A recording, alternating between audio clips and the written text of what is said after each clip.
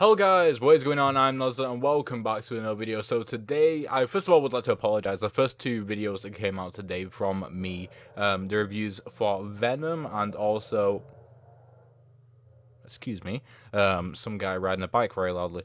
Reviews for Venom and The Flash were all, the audio was like pretty bad on them, so sorry about that. It was actually the webcam mic that picked up on, for some reason the webcam mic took precedent over this mic.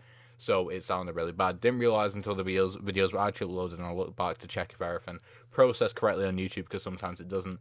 And yeah, so the audio isn't great there, and I can't really fix that. But I wanted to give my honest first impressions, and obviously the videos were already out. So yeah, Thor is Thor issue 1 is a pretty fat comic. It is $5.99 US. It would cost I think £4 for the UK. And it's a big comic. It's a big comic. It's a big. It's a bit. It's not as big as you think it would be, like story wise, because there's an additional story at the end, where it's not really even in the same timeline or whatever. It's not canonical with the current story going on, so it doesn't matter.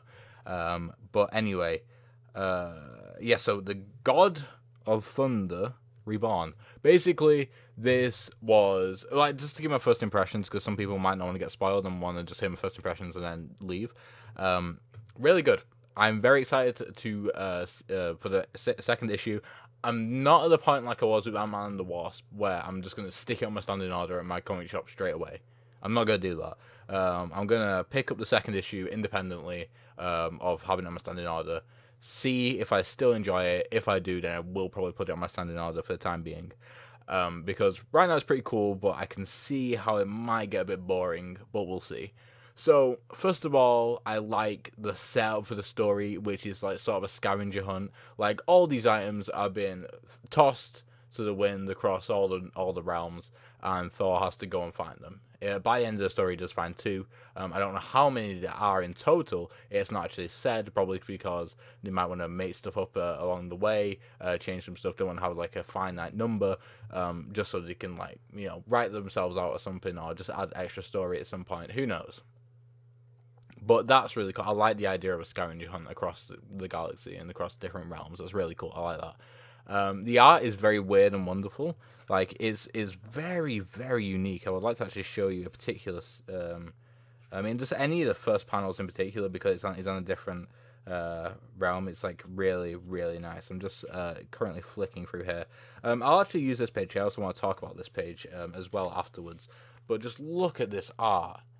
I mean, it's not picking up in its full glory, but if you haven't got this book and you see it in a comic shop, just pick it up and flip through. Just the art is very, very good, especially in the first bit. It's just so unique. But when he says, "Whoever holds the hammer, if they be worthy, shall possess the power of Thor," and it's just so good. It's just so good, especially like, I mean, like, obviously that's like great because it's like, oh yeah, it's Thor, but right before it, he says, "What you have to be is the god of," and then fucking thunder, and then he uses all the hammers to create like a lightning storm, and it's just so cool. It's just it's great because he has to use a shit ton of hammers to fight Juggernaut, and it just looks so cool. Coupled with the art style, it just made me excited, giddy. It's one of those things that you see when you see an action set piece in a comic. A lot of times it is run of the mill, it is the same old stuff. But when you get to see something truly unique from your own personal history of reading comics, anyway, this is not my first issue of Thor. I have read very little of Thor though. Like I read more of the character in Avengers runs than I have of Solo, so that's what you know from me. But I am familiar with the tropes of Thor comics and stuff like that, just because of just being in the community for so long. You hear about the Thor comics because of it's one of the big pillars at the moment in time, just because of the movies, and so it's like really increased popularity.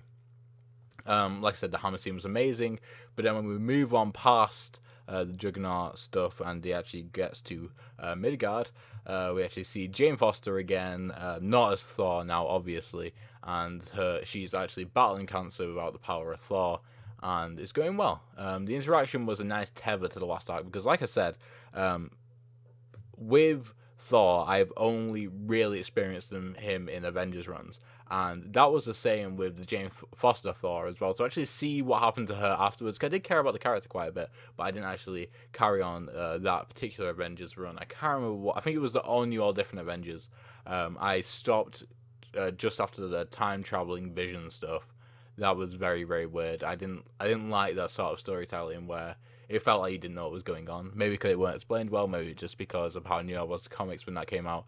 That was about 2 years ago, and I think I started picking up comics in 2014.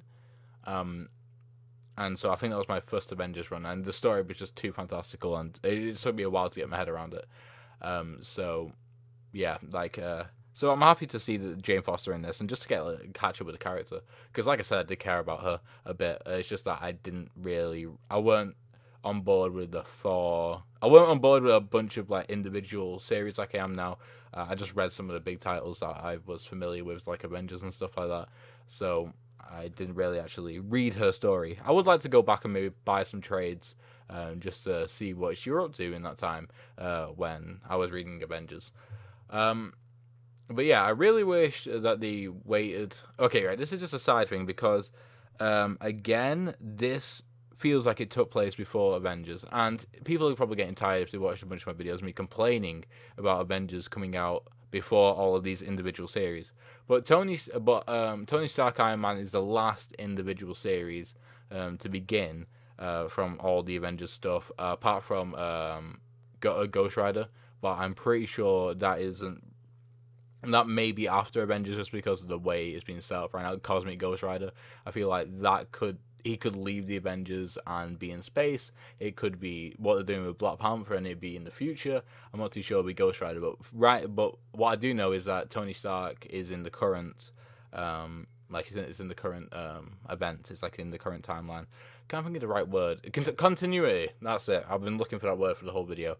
Is it that story is going to be in the current continuity? So I just really hope that they would have maybe not rushed the comics out, but even just held on to Avengers being released. It's not like something people were hugely waiting for. I know it was timed with the movie, and that I feel like it's just annoyed me a bit, because if they just waited for all the first issues to go out and then they did Avengers, I would have been like, okay, I know these characters a bit more now, because going into the first couple of issues of Avengers, I didn't know where the characters were at emotionally, just their story in general. I just didn't know about them, because characters change all the time.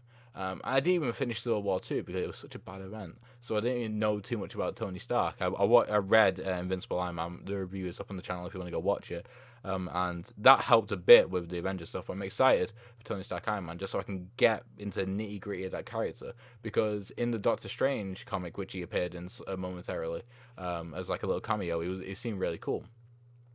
At the end, it does turn into like a classic Thor Loki adventure, and that's gonna be cool because, like I said, it's gonna be the first time I experienced that in the comics, and that's another thing that irked me, because Loki right now is the big bad of the Avengers. So obviously, when he betrays Thor in this, he's obviously gonna go off and like be a big bad in the Avengers, and yeah. So continuity really needs to be worked on a bit, just with the timelines and stuff. I really wish. I think it'll be much more of like a headache for the writers and stuff like that, and it'll probably put up a lot of barriers to what they can write about. But I just really like just a timeline. It doesn't have to be dates. It can just be like numerically where to read them if you wanted to read everything in order, like I do. Like say like this was like 300, and Avengers issue 1 was like 306 or something like that. I don't know. I don't think I'm explaining myself very good, but I just would like some sort of like help with continuity. If you got any ways to help me with that, that'd be really appreciative. I would be really appreciative, sorry. And also, if you just want to talk about the issue, then make sure to comment down below. I reply to all comments all the time, and if we can get a good discussion going if you want. But that's me for now, guys. So thank you guys for watching. Hopefully you enjoyed the video. Make sure to like, subscribe, and all that good stuff. And hopefully I shall see you in the next one. Goodbye.